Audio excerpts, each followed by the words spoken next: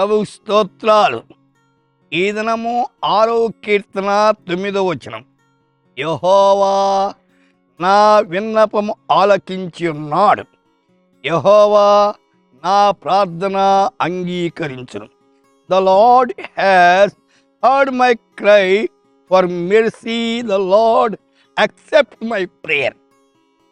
యెహోవాని మీరే గడ్గిడానా సునా आई। यहोवा मेरी प्रार्थना को ग्रहण भी करेगा। ప్రియులారా, మన విన్నపాలు వింటాడు దేవుడు. దేవునికి మొరపెట్టండి. మొరపెడితే దేవుడు వినేవాడు.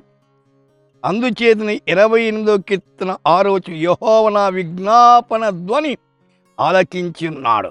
ఆయనకు స్తోత్రము కలుగునుగాక. ఆయన మన ప్రార్థన వినేవాడు.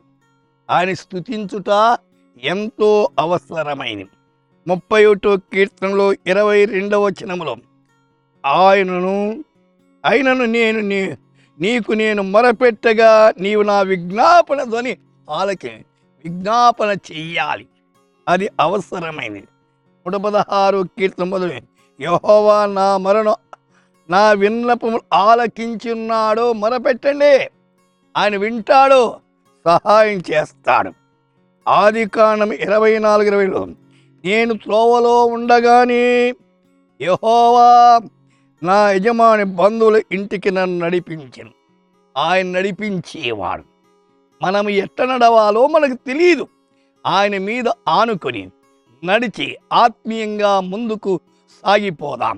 ప్రార్థన చేసుకుందాం. సర్వోన్నతుడైన మా తండ్రి, వింటున్న మా శ్రోతలను కనికరించండి. వారు ఏ అవస్థలో ఉన్నారో ఈ దినమంతా మీ రెక్కల చాటున వారి కుటుంబాన్ని, వారి పిల్లలను, వారి పనిబాట్లు సహాయం చేయమని యేసు నామమున ప్రార్థిస్తున్నాము తండ్రి.